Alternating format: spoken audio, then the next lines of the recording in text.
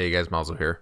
We are looking at JasonR, and he was filling in for Optic at Beyond the Summit, and he played really well actually. Well, I mean, pretty well for a fill-in. Considering the last time he really played pro was with Splice, and that was quite a while ago. Just off the top of my head, it must have been at least 6 months, maybe more, since he's played pro. He's kind of been streaming lots, and which is weird because he turned down an offer from Mythic. But I guess he still has hopes of getting on a good team. But I suppose Optic isn't going to stick with him because they had Hazed filling in after JasonR, and there's really no word if JasonR is going to come back. So it looks like they kind of, they passed on him. But anyways, I had a really specific reason why I wanted to do a demo review of JasonR, and I've been wanting to do one for a while here. I'll run the clip on why I wanted to do that demo review right now. Nobody cheats. It's just way too. It's just nobody cheats now. Pro CS. There's way too much money in it. There's way too much There's way too much money in it. There's way too much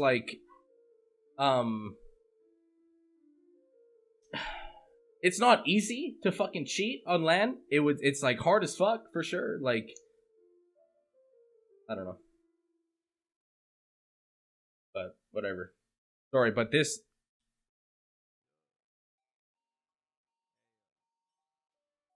thing is stupid.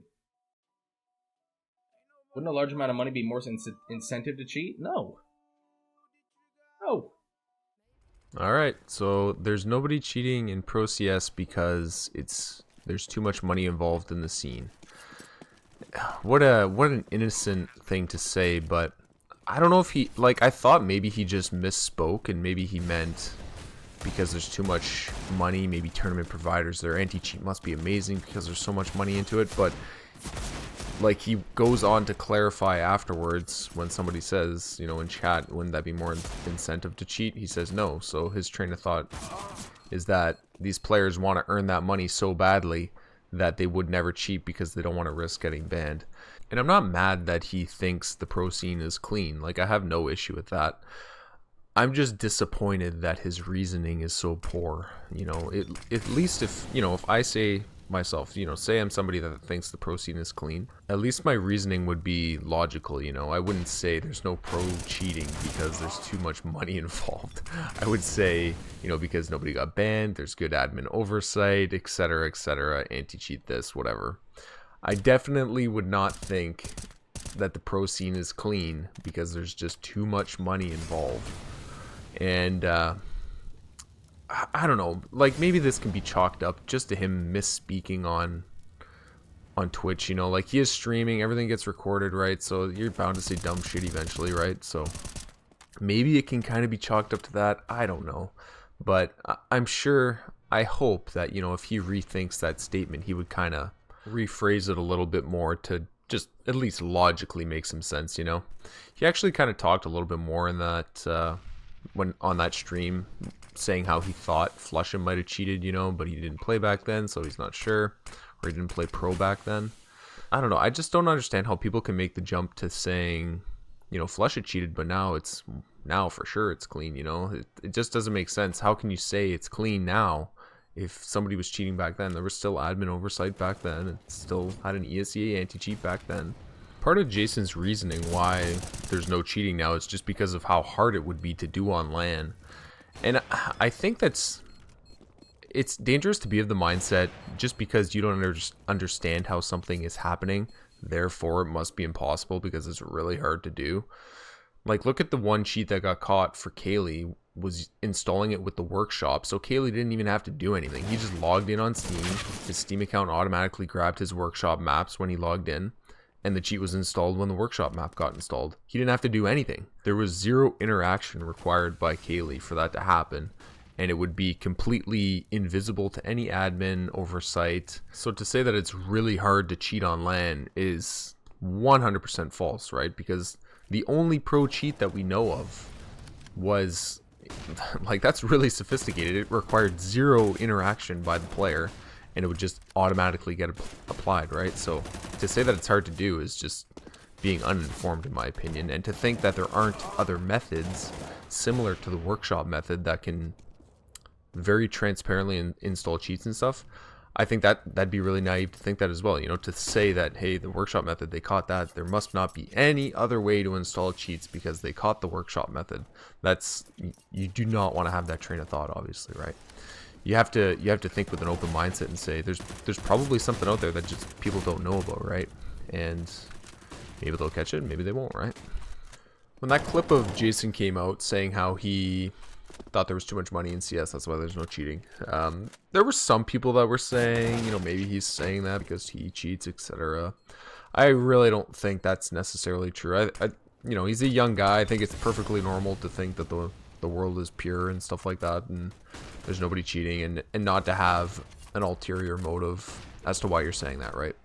I think it's more likely that he actually genuinely thinks the scene is clean. It's more likely that's the case than he's cheating. I don't think he's cheating necessarily. I did go over this demo, obviously, and look for some shady stuff. I didn't see too much. He had a couple nice smoke spams that I played earlier while I was talking about other stuff, but he is playing Ivy on CT side, so you can get some pretty good spams off, of course, right? Like pretty small choke points, especially when it starts getting smoked out. You just spam, you know, down one side of the wall and then move a little bit, spam down the other side of the wall, and the chances that you're going to hit someone is pretty good. So just like all my other demo reviews, I really don't put a lot of weight into, you know, a good smoke spam here and there. These pro players are always going to be good at spamming smokes just because they know the map so well. And I think he gets absolutely wreck 9'd here. Yeah, he headshot 6er and just gets wrecked by the Tech 9. But yeah, it's pretty easy for a pro to spam smokes once, you know, if it's a small area. If they start plucking heads through smokes, that was nice. He just wrecked Happy there too. Happy had an op as well, and he's charging in like that. Jason goes to gives the op to Mixwell, and then heads back to Ivy. But really, for smoke spams and stuff, if you want to see a good example of a pro spamming smokes in situations where it does not look like an easy spam, just go watch my Xanter's demo, or the Xanter's is blatant video. That was a pretty rough video. The next clip is a pretty good example of hearing the pin get pulled on a nade, right? So on some surfaces, especially on even ones, you can hear, like Jason can hear that pin get pulled, even though the nade never touched the ground to get the bounce noise. You can hear the pin get pulled, and Dave's made a video on it. It's been a bug for a long time. I remember Ryu made a video on it like 2 years ago as well. You're really not supposed to hear the pin get pulled, I don't think. Like on normal surfaces, you can't hear it get pulled if you're standing, you know, if an enemy pulls a pin and you're standing beside him, you shouldn't hear that. But sometimes you can, and that's how Jason got such a good turn there. He just gets wrecked by XMS here. So T-side, he holds mid pretty much every round. It's their default. And that's what made this so much more painful. You know, if you're the guy dedicated to holding mid, and they just get timinged like crazy here. XMS able to sneak in behind them with just some insane timing for him to go the exact second that Jason stops watching that crack. So 13-13, really close to the end of the game. And I always say if somebody is cheating, you know, this would be the time to do it, right? This is where the game's on the line, really important gun rounds. And if things look suspicious in these types of rounds, I would definitely put a lot more weight in them. You know, when it's like 0-1 or 3-2 or something, and there's something that looks weird, I wouldn't put as much weight in that, right? Or things at the beginning of the round, if something happens, you know, and there's still a minute 45 on the clock, and it looks like he just aim locks onto somebody, it's probably nothing, right? Clutch scenarios, retakes, and stuff like that are definitely weighted a lot heavier for me. It's a nice shot there on RPK.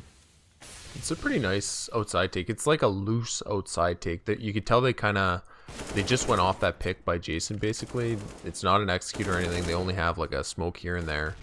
Like they had a smoke for Z and they had one in front of the bomb train, but definitely not an execute. It was a loose strat where they got that pick and then they kind of just quickly threw the smokes and then they went for it, right? So 14-13 optic, and they go for this inner take, and JasonR gets left in a clutch scenario at the end of the round. And I always like to include you know, any high leverage clutch scenario if I'm gonna overwatch a demo, right? And he gets shot in the side of the head, right? So I think that's a really good indicator that probably nothing's going on. Like, it doesn't look fishy or anything. He gets a nice kill here.